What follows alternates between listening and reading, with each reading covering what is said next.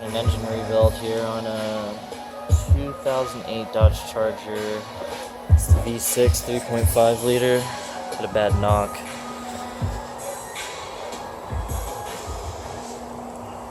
It's gonna be the first rebuild that the shop's seen, so we'll see how well this goes. I'm gonna be videoing this whole rebuild process, or at least attempting to.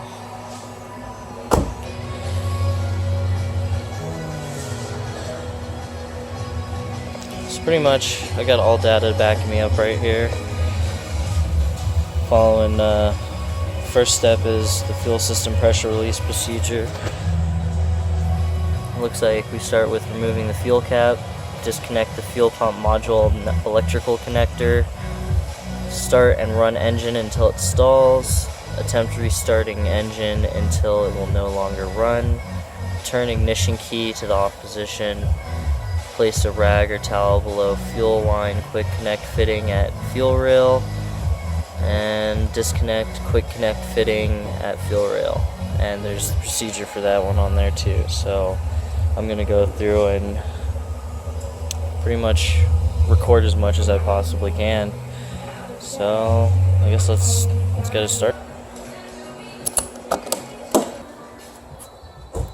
And we remove this electrical connector, which is on the driver's side under the rear seats. Jeez, if I could hold it straight. Disconnect the electrical connector to the fuel pump. And now we're supposed to start and run the engine until it stalls. Of course, after you hook up a jump box.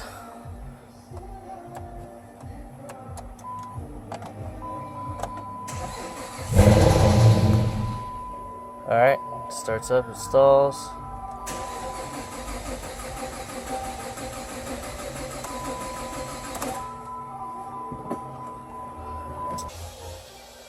Disconnect your negative battery. Seeing as I can't seem to get a good video without it like shutting off or bad angle or something.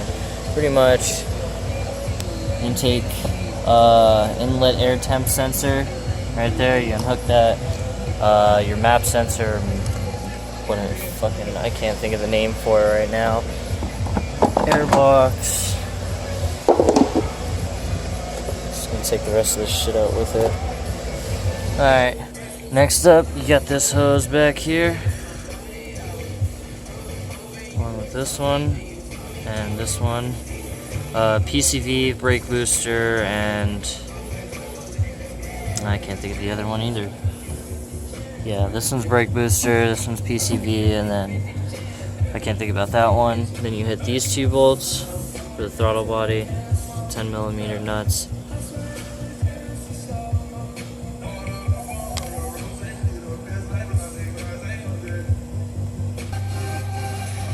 And then you get the electrical connector for the throttle portion, throttle body portion. And then I'm not sure if you can see this, but here's the throttle body bracket right here. And you just follow that down pretty much. And where that nut, that bolt is, there's another one right over here.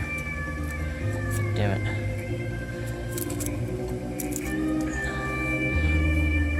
Yeah. Right where my finger's touching, let that focus. Yep, right there, and right there, and then you got the two up here.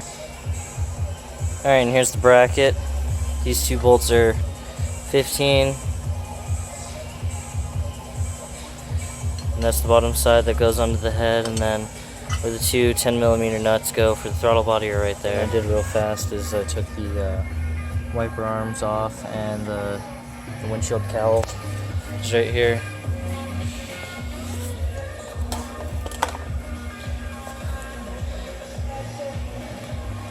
You got clip there, there.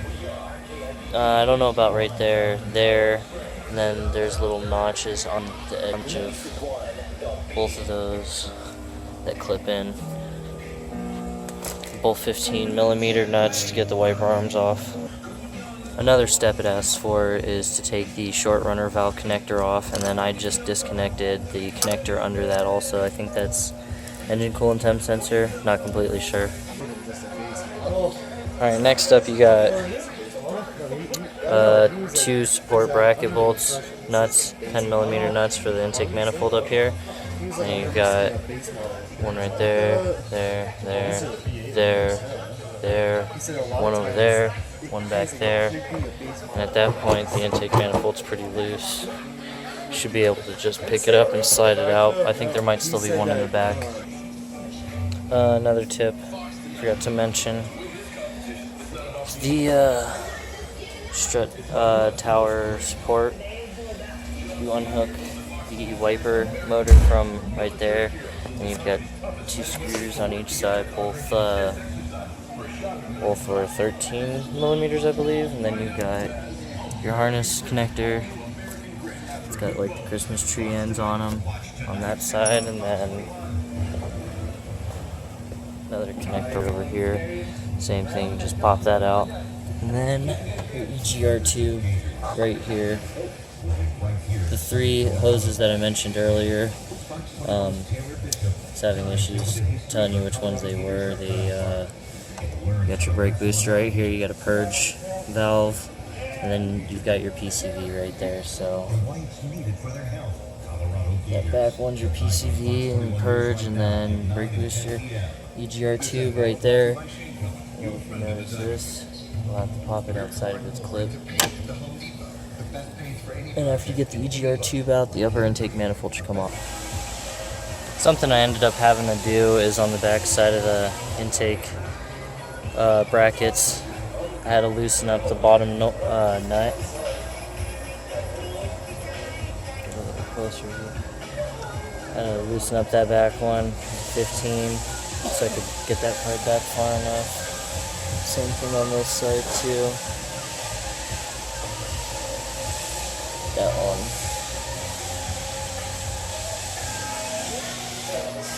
And this is with the intake cover off. Get your EGR tube back there. Alldata says to just remove it. I didn't do that. Just don't have the accessibility right now. You need to disconnect the fuel line from the back side using a little clip connector fuel line disconnect tool. We found it like Harbor Freight, AutoZone, O'Reilly's. So on the previous videos that I was doing, the only thing I was doing was doing the fuel pressure release procedure, which involved removing the negative battery cable, taking the gas cap off, taking the connector for the fuel pump, trying to start the car and letting it stall out, and then all the steps to remove the intake manifold and relieve all the fuel pressure that was still in there. I've already centered the steering wheel and disconnected the negative battery cable. Next we'll be doing evacuate the air conditioning system, removing the hood, remove the windshield cowl assembly. I already did that, and then just following the steps. So I removed the hood, raised the vehicle up, put it on jack stands. I'm going to drain the coolant now.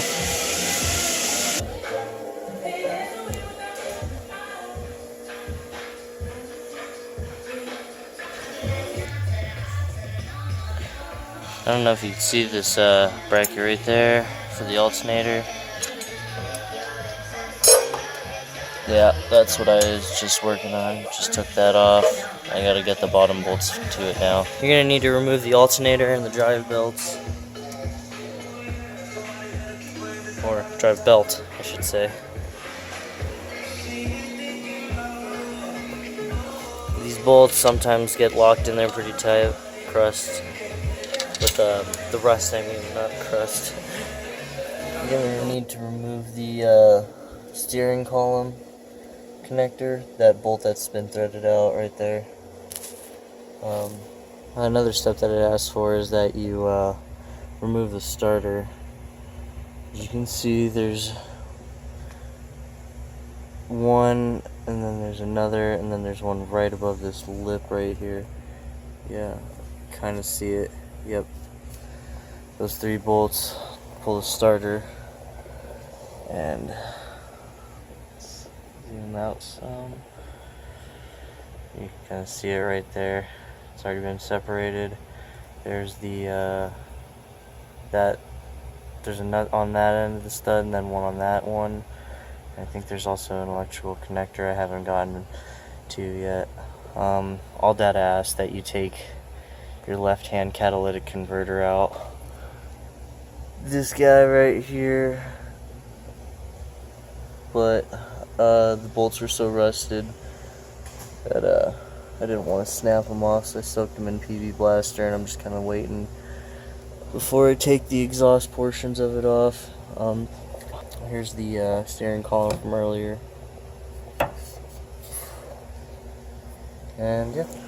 Alright, another thing I had to do was unhook the transcooler line bracket, I believe. I just left the bolts in for the AC housing so I could find out where it goes.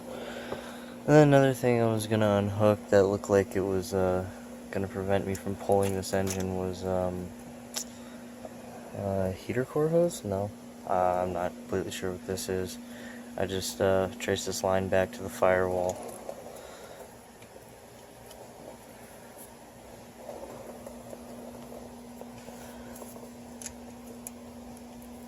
And yeah, I was hoping I could separate it from up front, but I don't know exactly. I've been fighting with this thing for a couple minutes now, and it's just not coming out, so I'm just gonna revisit that one later on. Yeah, alright. Gotta undo the crank position sensor, which is that plug that's hanging right there. That one. And then right behind it you'll see the transmission ground, and there's the nut for it. The nut's 13.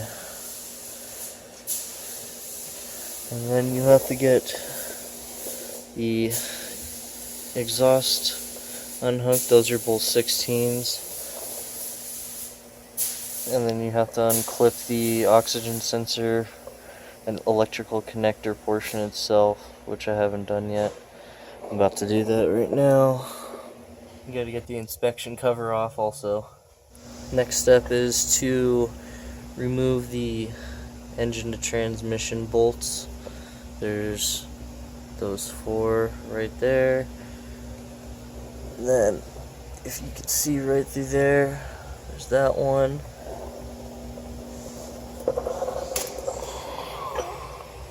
And got the other one right up there too. And then there's about like 3 or 4 up top that you get after you lower the vehicle. So now I'm gonna take these out.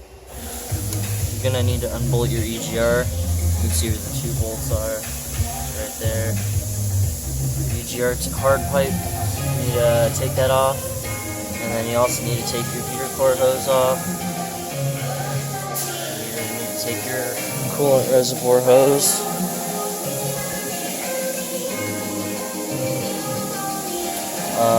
Something else I might do real fast to take off the ground strap right there. And then you have a few more engine and transmission bolts, like there's one right there in that area, and there's a few more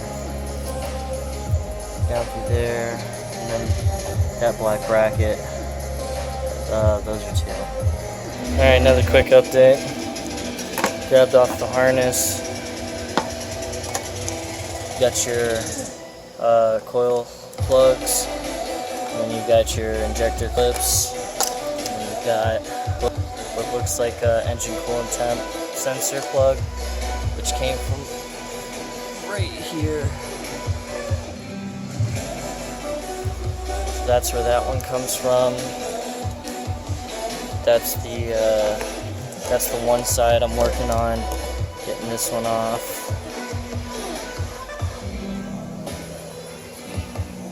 And then on this side, a little more difficult.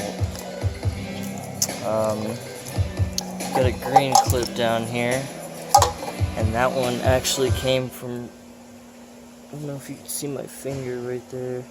It came from straight in here, right through there, and then it plugged in to here.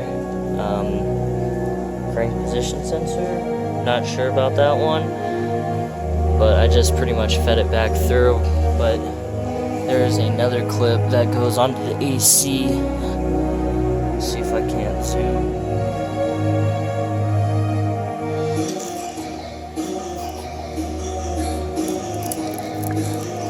So that's a good example right there. That clip with the red on it.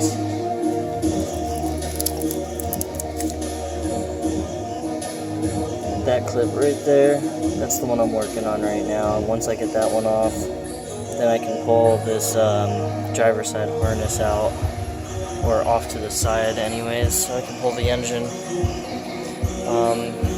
Let's see, what else did I do?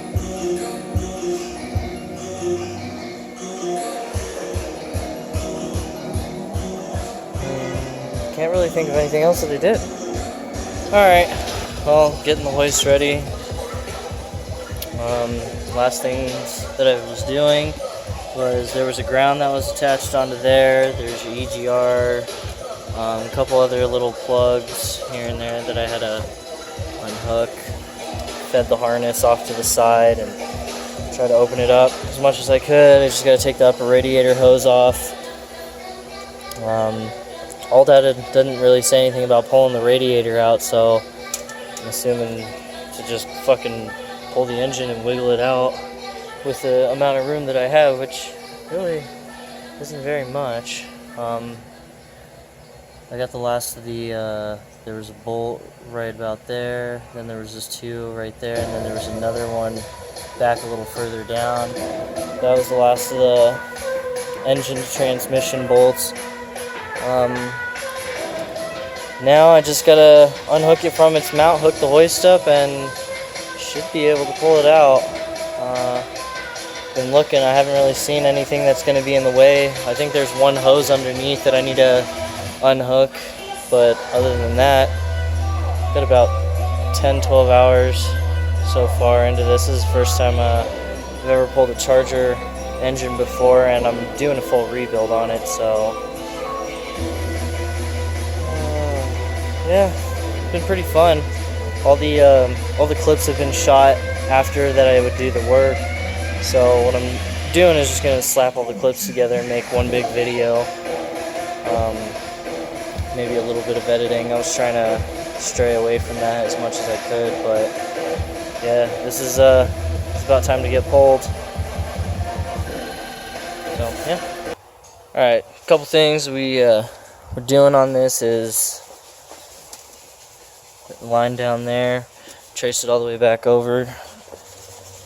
We discharged the AC, unhooked two right there, and then down in here we got that. We got the power steering lines also unhooked from it. Follow me underneath.